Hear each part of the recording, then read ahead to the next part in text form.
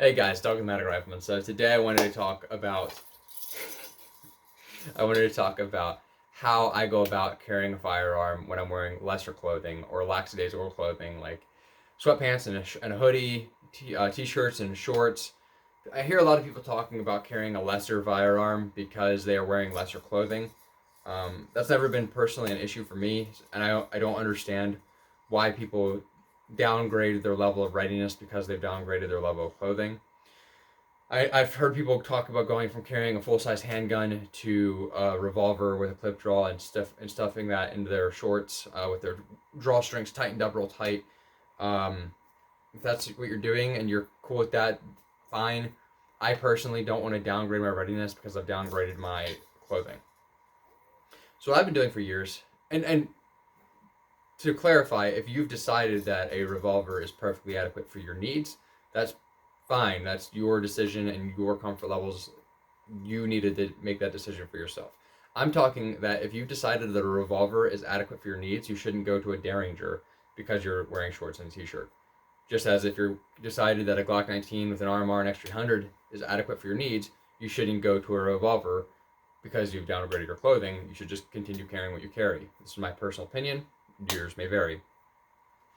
So that being said, the way I go about it is the exact same way as I go about carrying a gun any other day. So I've got a belt on without the belt loops, of course, and I've got my holster supported by that belt. So right now I'm carrying not an RMR because my RMR battery needs to be changed. So I've got that off for now, or not off. I'm carrying a Glock 19 that doesn't have it. So let's go through the carry system. So obviously the same Glock 19 X300 lacking RMR at this moment because that is the gun I carry. I'm carrying that inside of a Works M6 holster designed obviously for the Glock and X300. This is the one without the mag caddy because it's just a smaller setup, and I generally will be carrying this if I'm wearing less clothing. I actually find that the mag caddy kind of helps break up the pattern under your shirt. So I actually do prefer the mag caddy for concealment purposes, but for just lazing around the house, this is fine. It's enough to get me to a rifle at least. Should anything terrible actually happen, hopefully it doesn't. And that, of course, is supported by my carry belt. Now, I don't know if you'll be able to see it. Hopefully you can see it in frame. But I've just got it around my waist the same way I would if I had belt loops, just without them. So you can see this belt.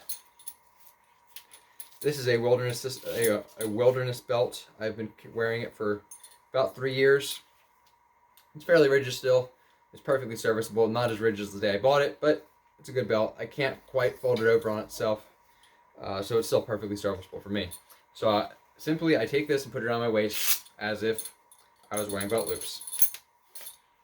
And then I put my gun and holster on, just like I would any other day, and cover up with my concealment garment.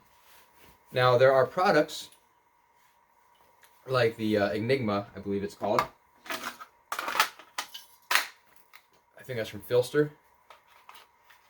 And it seems like a great product, but I just haven't personally found use for it because I've been carrying this way for so long, and it's perfectly adequate for my uses.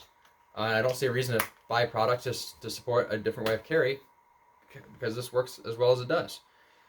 Now, if you're carrying without belt loops on a daily basis, if you are a woman and you primarily wear yoga pants, or you're a dude and you're just rowdy, then that's fine. Maybe that sort of product will be purposeful for someone that doesn't carry with a belt and belt loops normally. For someone that does 95% of their life with belt loops and 5% without, this seems to work fine. Now, one thing that I have noticed is, or actually there'll be two things I'll talk about. One, you can see here that there's more play in the belt than what you might traditionally get with your belt loops. Now, what that's going to mean is that when you establish your grip, your belt's going to come a little bit higher in the draw sequence with you. So it's going to come just a little bit more up than it would. Now, your hand will defeat that no problem. It's going to be fine, but you may notice that you have a little bit more play in your system when you go to actually draw it. The other thing is, if you have drawstrings on your pants or on your shorts, you need to be cognizant that those do not make their way into your holster when you reholster. So whenever you draw your gun, make sure you look down and verify that you have a clear channel to reinsert your gun into before reinserting the gun, just to be 100% sure that you're 100% sure that you're not going to have a drawstring or anything get caught up in your trigger guard when you go to reholster and pop a round off. That would be less than ideal, especially if you're like me and carry appendix. So yeah, I've been doing this for years. I don't see much downside to it. It's fairly comfortable once you get used to the feeling of your belt on your skin. Yeah, I don't know. I see people overthinking this stuff. It seemed like a pretty simple solution when I first started carrying a gun, and I've been doing it ever since.